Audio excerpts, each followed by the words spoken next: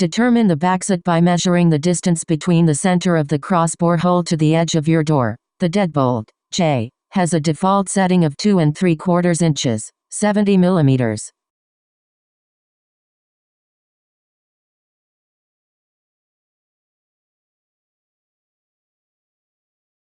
If needed, adjust the backset to 2 3/8 inches, 60 millimeters by pressing the tab on the side of the deadbolt, rotating the bolt and the bolt faceplate clockwise, and pushing in. Rotate the bolt and the bolt faceplate back to the original angle.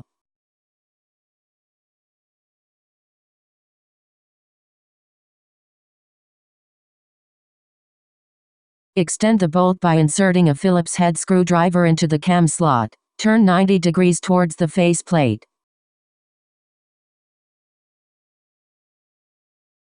Insert the deadbolt into the edge bore hole. Make sure that the deadbolt is right side up. Fasten it to the door with 2 screws. K.